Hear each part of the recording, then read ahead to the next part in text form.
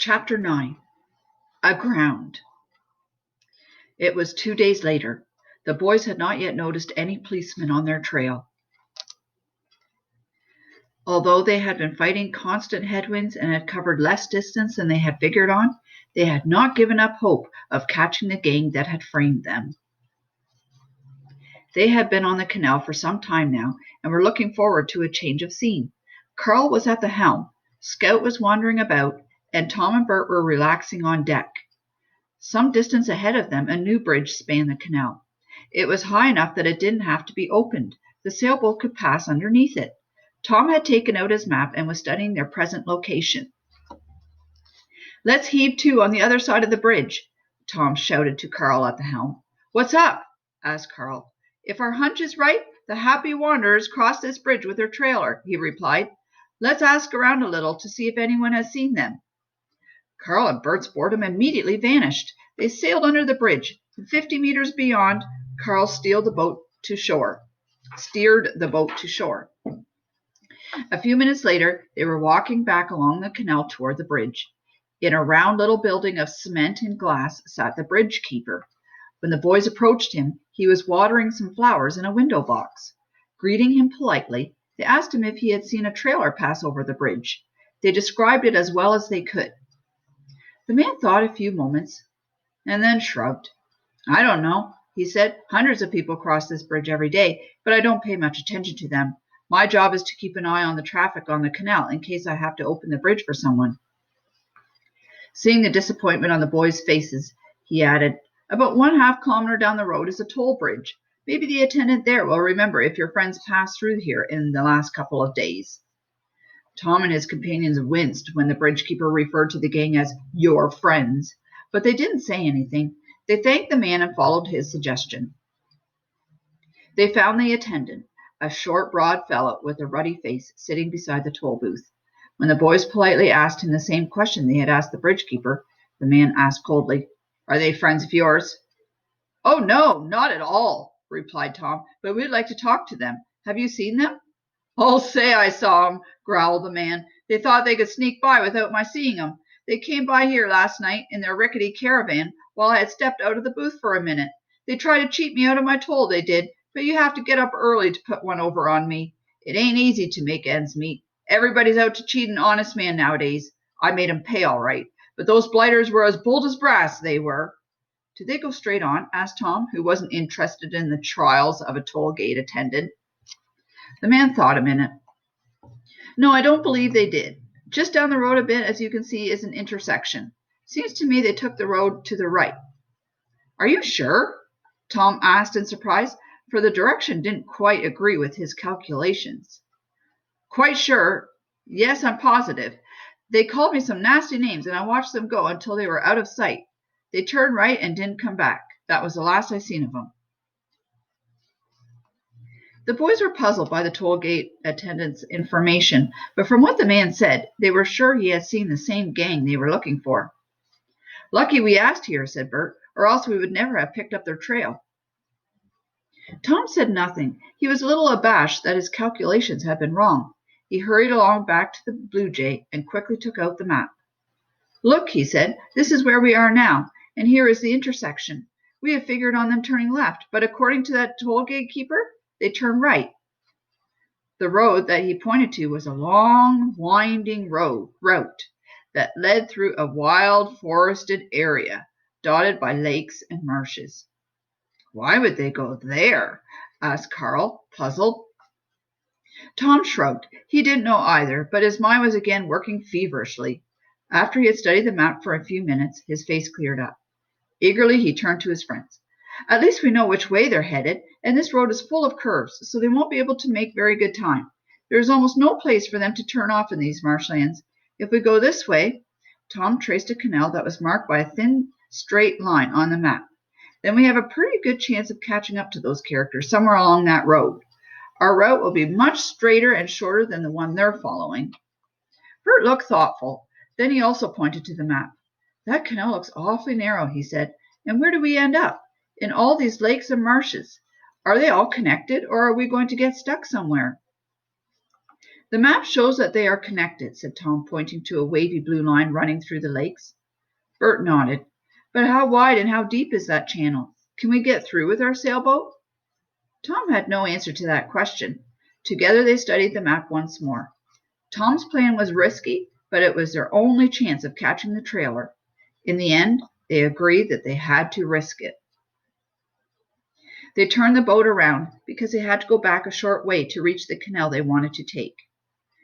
It's wider than I thought it would be, Carl said, relieved when he saw the entrance to the canal. They boldly sailed the boat into the channel. It also turned out to be deeper than they had expected. The sun shone brightly and the wind filled their sails, and everything looked promising. They had to be careful in maneuvering the boat, but they had become experienced sailors. At the speed they were traveling, they would have no trouble overtaking the treacherous scoundrels who had framed them. But after a couple of hours, the wind died down and the sails hung slack. To keep up the chase, they had to use their motor.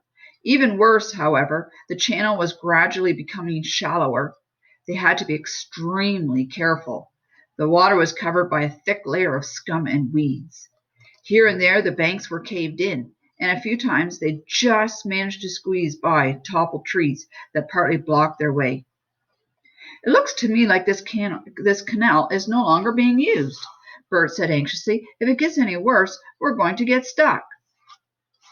Tom and Carl agreed, but if they wanted to clear themselves, they had to sail on. Tom stood at the bow and kept a sharp lookout for trees and other obstacles in the water, and Carl, at the helm, listened to the sputter of the motor and worried. He was afraid it would get clogged by the weeds in the water. Bert took a long pole and began to measure the depth of the water. The canal was much shallower than it had been at the entrance. Their situation began to look gloomier and gloomier to the three sailors. The country they were traveling through looked deserted. Peat bogs lined both sides of the canal, and here and there stacks of peat blocks rose from the ground. But the boys saw no people. Unusual marsh birds fluttered up along the shore, and scores of brightly colored water lilies bloomed in the canal. They had no time to appreciate the natural beauty, however. They were too busy keeping the boat afloat. Suddenly, they felt the keel scraping bottom. The motor hesitated momentarily and then chugged on. A few seconds later, the boat almost came to a stop, but then it broke loose and plowed on. The boys looked at one another. This doesn't look good, muttered Tom. He was on edge because this was his idea. The boys conferred. They could still turn back, but then they would have no hope of catching the happy wanderers. No matter how risky it was, they decided they had to continue. Tom and Bert both manned poles now. After a while, they noticed that the channel was slowly becoming deeper again.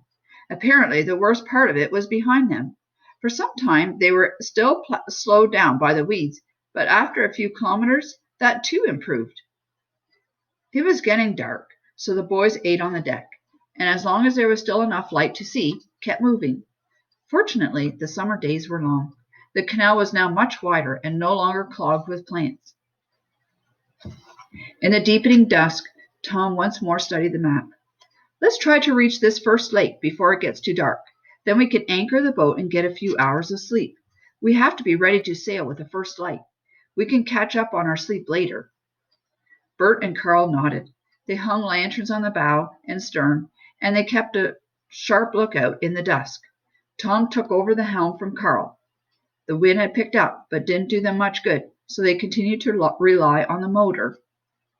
Darkness gradually caught up with them, and the three sailors were becoming groggy with sleep. It had been a long day. Now and then, Bert measured the depth of the water with his pole. It's getting much deeper, he cried, and I think I can already feel the rise and fall of the lake. In a few minutes, by the light of the lanterns, they could see the banks of the canal retreating on either side. They were entering the big lake. They were elated. Despite all the obstacles, they had made it. Now let's anchor the boat somewhere and turn in, said Tom. As they steered the boat close to shore, Carl spotted a small tree. I'll tie it to that, he said. That should hold us. Less than 15 minutes later, they were all in bed. Tom slept very soundly that night. He lay in the bottom bunk and dreamt that he had sailed to the Arctic in the Kingfisher to spear whales. He was pursuing one of the huge monsters in a rowboat, and hurled a harpoon at it. The whale turned and attacked him. Tom rowed as fast as he could. The little boat skimmed over the waves, and the wind howled in his ears. But the whale was faster, and suddenly it was under his boat. The fish tossed his boat high into the air. Tom landed on a large ice floe and lay there staring about in a daze. He was revived by a new threat. A polar bear was coming straight at him. Terrified, he lay absolutely still. The bear kept coming. It nuzzled his face and pawed him. "Stop it!" he shouted. Again the bear licked him. Striking out, Tom's fingers dug into the animal's hairy coat. The next moment, he heard barking. Still gripped by the terror of his dream, Tom opened his eyes. The ice floe was still tossing on the sea, and the wind was still howling in his ears. The bear again pawed at his bed and licked his face. Tom was about to shout again when groggily he realized that he was lying in bed and that the bear was Scout, who was trying to wake his master. His stupor lasted a few more seconds. Then all at once it left him, and he realized what was happening. The boat was moving. It must have come loose and was now drifting on the big lake. The howling wind he had heard in his dream was real. A storm had come up and was wildly tossing the sailboat up and down. Quickly, Tom grasped the danger of the situation. The next second, he was standing beside the bed, groping for his clothes. "Bert! Carl! Wake up! We're adrift!" he shouted as he lurched from one side of the cabin to the other. As Tom dashed up on deck, the wind struck him in the face. The water was being whipped into leaping waves by a strong gale. The boat was drifting broadside, and it was pitching so badly that Tom could hardly keep his feet. Black clouds covered the sky. The night was so dark he could see almost nothing. He had the sensation that they were out in the middle of the lake, but there was no way to tell for sure.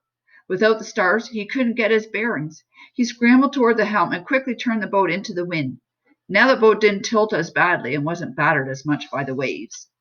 The next moment, Carl and Bert also came staggering on deck. They had finally figured out what was happening. "Light the lanterns!" Tom shouted over the howl of the wind. Both of the boys had matches, so Bert went to the bow and Carl to the stern. At first, neither of them could get the lanterns lit because the wind kept blowing out their matches. Carl finally got his lantern lit. It threw an eerie light on the frothing water behind the boat. A moment later, Bert's lantern flared up too. Immediately he screamed, "Turn! Turn! We're headed straight for the shore!" Badly frightened, Tom spun the wheel, but he was too late. A few seconds later, the Blue Jay struck land.